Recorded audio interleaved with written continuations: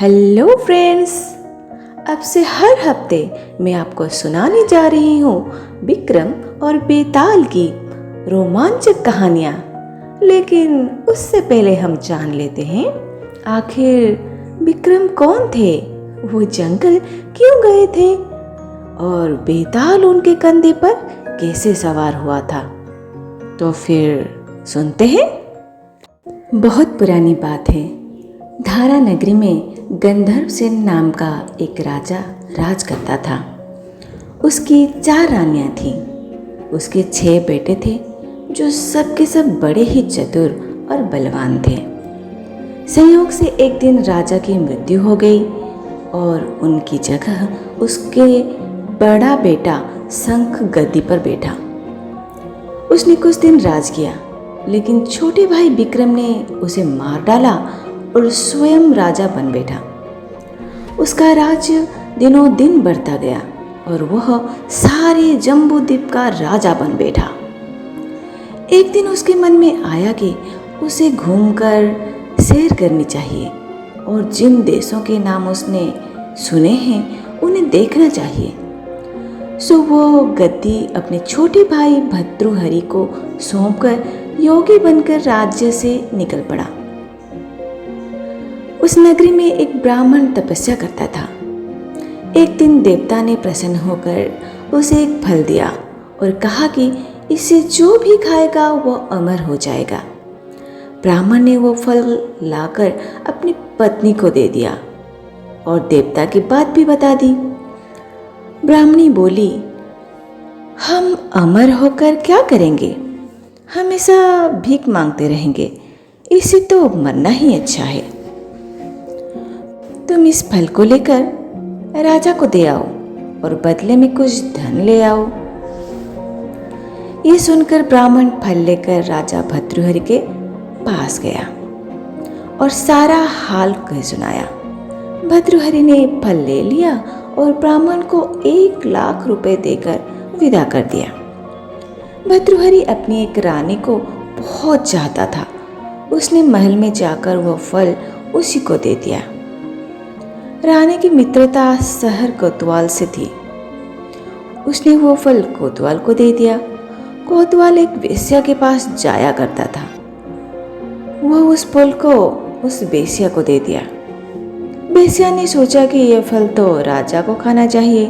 वो उसे लेकर राजा भर्तृहरि के पास गई और उसे दे दिया। भर्तृहरि ने उसे बहुत सा धन दिया, लेकिन जब उसने फल को अच्छी तरह से देखा तो पहचान लिया। उसे बड़ी चोट लगी, पर उसने किसी से कुछ कहा नहीं। उसने महल में जाकर रानी से पूछा कि तुमने उस फल का क्या किया? रानी ने कहा, मैंने उसे खा लिया। राजा ने वो फल निकाल कर दिखा दिया। रानी घबरा गई और उसने सारी बात सच सच कह दी। भर्तृहरि ने पता लगाया तो उसे पूरी बात ठीक ठीक मालूम हो गई। इससे वो बहुत दुखी हुआ। उसने सोचा, ये दुनिया माया जाल है, इसमें अपना कोई नहीं। वो फल लेकर बाहर आया और उसे धुलवाकर स्वयं खा लिया। फिर राजपाट छोड़ योगी का वेश बना जंगल में तपस्या करने चला गया।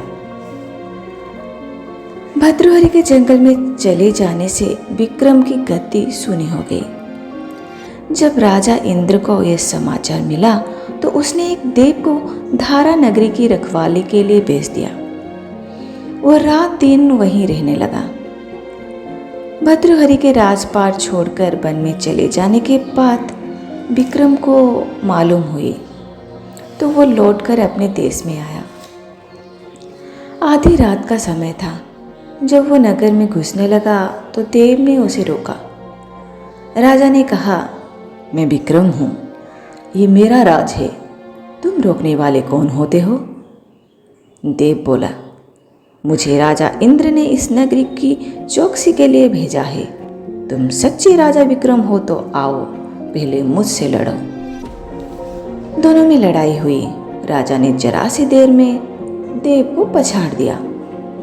तब देव बोला, हे राजन, तुमने मुझे हरा दिया, मैं तुम्हें जीवन दान देता हूँ। इसके बाद देव ने कहा, राजन, एक नगर और एक नक्षत्र में तुम 3 आदमी पैदा हुए थे। तुमने राजा के घर में जन्म लिया, दूसरे ने तेली के और तीसरे ने कुम्हार के। तुम यहाँ का राज करते हो। तेली पाताल का राज करता था। कुम्हार ने योग साध कर तेली को मारकर शमशान में पिशाच बना सीरस के पैर से लटका दिया है। अब वो तुम्हें मारने की फिराक में है, उससे सावधान रहना। इतना कहकर देव चला गया और राजा महल में आ गया। राजा को वापस आए देखकर सबको बड़ी खुशी हुई। नगर में आनंद की लहरी छूटने लगी। राजा फिर राज करने लगे। एक दिन की बात है कि शांतिशील नाम का एक योगी राजा के पास दरबार में आया और उसे एक फल देकर चला गया। राजा को आशंका हुई कि देव ने जिस आदमी को बताया था कहीं ये वही तो नहीं है। यह सोच उसने फल नहीं खाया, भंडारी को दे दिया। योगी आता और राजा को एक फल दे जाता। संयोग से एक दिन राजा अपना अस्तबल देखने गया था। योगी वहां पहुंचा और फल राजा के हाथ में दे दिया। राजा ने उसे उछाला तो वह हाथ से छूटकर धरती पर गिर पड़ा। उसी समय एक बंदर ने झपट कर उसे उठा लिया और तोड़ डाला। उसमें से एक लाल निकला, जिसकी चमक से सबकी आंखें चौंधिया गई। राजा को बड़ा अचरज हुआ। उसने योगी से पूछा, आप ये लाल मुझे रोज क्यों दे जाते हैं? योगी ने जवाब दिया, महाराज, राजा, गुरु, ज्योतिषी, वैद्य और बेटी, इनके घर कभी खाली हाथ नहीं जाना चाहिए। राजा ने भंडारी को बुलाकर पीछे के सब फल मंगवाए। तुड़वाने पर सब में एक एक लाल निकला। इतनी लाल देखकर राजा को बड़ा हर्ष हुआ। उसने जौहरी को बुलवाकर उनका मूल्य पूछा। जौहरी बोला, महाराज, ये लाल इतने कीमती है कि इनका मोल करोड़ों रुपए में भी नहीं आंका जा सकता। एक एक लाल एक एक राज्य के बराबर है। ये सुनकर राजा योगी का हाथ पकड़कर गद्दी पर ले गया। बोला, योगीराज, सुनी हुई बुरी बातें दूसरों के सामने नहीं कही जाती। राजा उसे अकेले में ले गया। वहां जाकर योगी ने कहा, महाराज, बात यह है कि गोदावरी नदी के किनारे शमशान में मैं एक मंत्र सिद्ध कर रहा हूँ। उसके सिद्ध हो जाने पर मेरा मनोरथ पूरा हो जाएगा। तुम एक रात मेरे पास रहोगे तो मंत्र सिद्ध हो जाएगा। एक दिन रात को हथियार बांधकर तुम अकेले मेरे पास आ जाना। राजा ने कहा, अच्छी बात है। इसके उपरांत योगी दिन और समय बताकर अपने मठ में चला गया। वो दिन आने पर राजा अकेला वहां पहुंचा। योगी ने उसे अपने पास बिठा लिया। थोड़ी देर बैठकर राजा ने पूछा, मेरे लिए क्या आज्ञा है? योगी ने कहा, राजन, यहाँ से दक्षिण दिशा में 2 कोस की दूरी पर शमशान में एक सीरस के पेड़ पर एक मुर्दा लटका है। उसे मेरे पास ले आओ, तब तक मैं यहाँ पूजा करता हूँ। ये सुनकर राजा वहाँ से चल दिया। बड़ी भयंकर रात थी। चारों ओर अंधेरा फैला था। पानी बरस रहा था। भूत प्रेत शोर मचा रहे थे। सांप आकर पैरों में लिपटते थे, लेकिन राजा हिम्मत से आगे बढ़ता गया। जब वो शमशान में पहुंचा तो देखता क्या है कि शेर दहाड़ रहे हैं, हाथी चिंघाड़ रहे हैं, भूत प्रेत आदमियों को मार रहे हैं। राजा बेधड़क चलता गया और सीरस के पेड़ के पास पहुंच गया। पेड़ जड़ से फुनगी तक आग से दहक रहा था। राजा ने सोचा, हो ना हो यह वही योगी है जिसकी बात देव ने बताई थी। पेड़ पर रस्सी से बंधा मुर्दा लटक रहा था। राजा पेड़ पर चढ़ गया और तलवार से रस्सी काट दी। मुर्दा नीचे गिर पड़ा और दहाड़ मार मार कर रोने लगा। राजा ने नीचे आकर पूछा, तुम कौन हो? राजा का इतना कहना था कि वो मुर्दा खिलखिलाकर हंस पड़ा। राजा को बड़ा अचरज हुआ। तभी वो मुर्दा फिर पेड़ पर जा लटका।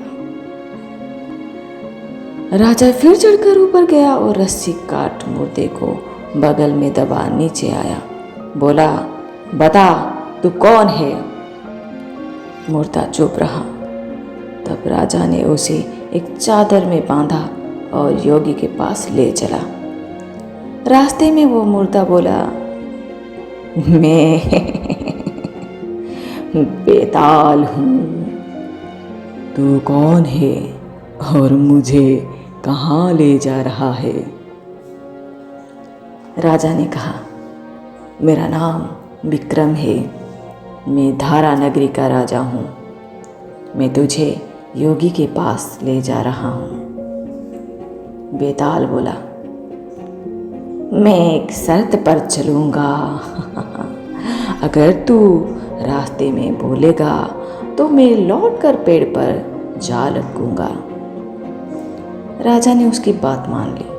फिर बेताल बोला, पंडित, चतुर और ज्ञानी, इनके दिन अच्छी अच्छी बातों में बीतते हैं, जबकि मूर्खों के दिन कलह और नींद में। अच्छा होगा कि हमारी राह भली बातों की चर्चा में बीत जाए। मैं तुझे एक कहानी सुनाता हूँ, ले सुन।